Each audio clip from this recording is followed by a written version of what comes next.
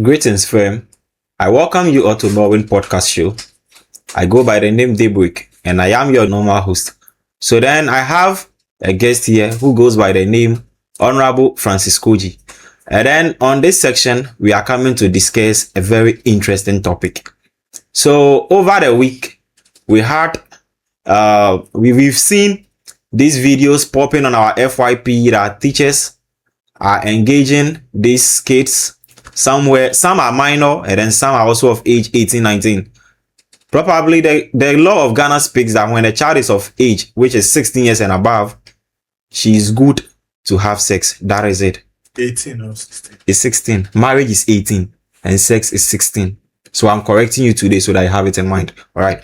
So then we have seen these videos where teachers are engaging into sexual acts with their and how do I call it, their students. So then I'm here to ask Mr. Francis his opinion on these things, and if there is any way we can curb this, if there is any form of punishment that should be given to the students, the teachers, or whoever involved. So Mr. Francis, let us hear you flow. All right, so good evening to our cherished viewers. Like you always see us and know. First of all, if you are watching this video, don't forget to like, share, follow, for someone to also hear most of these things that we are saying that are going to be very educative, entertaining to, all of us. With the issue of students and teachers, more especially like female students having an sexual intercourse with female students. It's a heartbreaking issue. I don't know, but I want to take it from this way first. First of all, the code of conduct regarding teaching forbid that a teacher have anything sexual to do with the students whilst the student is still in school or is still under the tutorship of that teacher. The code of conduct forbids that. So if a teacher is liking a student, probably the only way that could have happened is for the teacher to allow the student to complete. Then if the teacher have interest in that student, he can proceed to have an adult conversation with the student as to whatever happened whilst the girl is no longer student. GES doesn't have anything, against that. But as long as the students remain in school, no matter how you might have been feeling for these students, the GES Code of Conduct forbids you as a teacher to have anything sexual to do with that girl.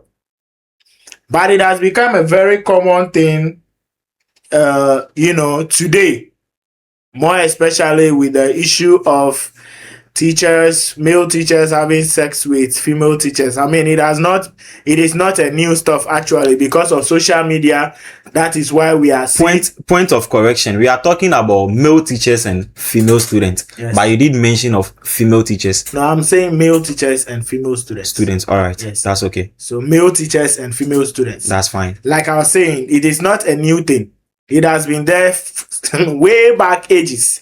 But the reason why it seems to be very common today is due to the fact that it is easy for information to spread. Social media and I don't know how I'm going to put it. Some of them you cannot be doing something illegal and still be recording yourself. There is some abnormalities in that. And all of this, that's what made it that we are hearing most of these things commonly. I know teachers who got married to their students. After they complete school, the teacher got married to the students. And I've had issue with few teachers way back secondary school. Who we've crashed on the same girl and all of that. So it is not a new thing actually. But the reality is that teachers must discipline themselves when it comes to these things. Teachers must learn to obey the rules of teaching.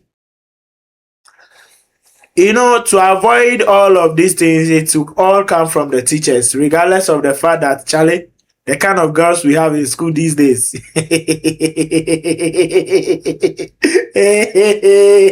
I don't know, Charlie. I don't go fit in secondary school.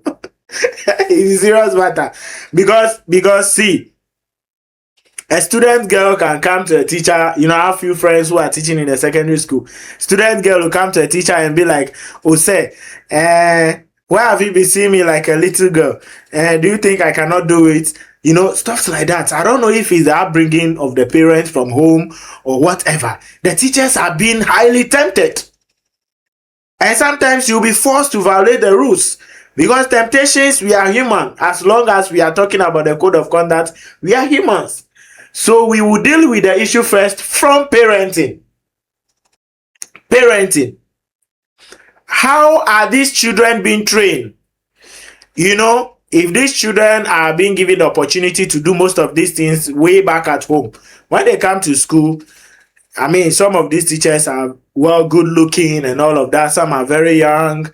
Unlike those days that in secondary school, you will see a lot of old teachers. Today, they are young people who have already completed their universities and are teaching in the second cycle already. So, because these students have already been having such feelings, you know, way back at home, and there are things they have been doing, they come to school with that attitude. And the teachers are not trees, bro. They are not trees, they are human beings. Imagine a student coming to tell me that, say, why have you been seeing me like a little girl? You know, you think I've not done it before? Or you think I cannot do it? Try me and see. Like stuff like this, bro. Like, it's mind blowing. So I don't know your opinion. That's my opinion, actually. I don't know what we can talk about, but I feel like let's deal with the parenting first.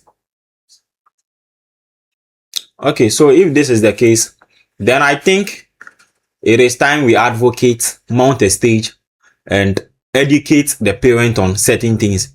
We need to tell the parents that giving birth to a child is okay, but then it is high time they put this in their ears. Okay, if you should give birth to a child, make sure you teach the child the difference between good and bad. Then also to the teachers. Once a student has been enrolled in your class, put it in your mind that he or she is either your son or your daughter. Whatever values you want to be seen in your son or daughter, same value should be transferred to that student. So in the case whereby will be engaging into sexual act with a student and then even taking videos of it, I think it is not right. Okay, so then in the case where GES comes in, the best we can also do is to do video to educate not only the students, not only the teachers, but the entire press, that everyone should bear in mind. A minor is a minor, and then an adult is an adult. No need going into sexual act with your students. No need taking videos or pictures. You don't even have to go into it, okay?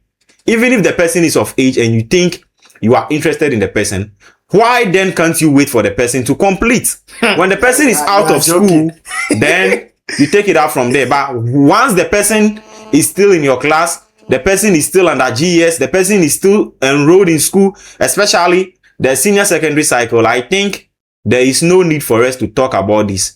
Teachers need to refrain from such acts. It is not helping.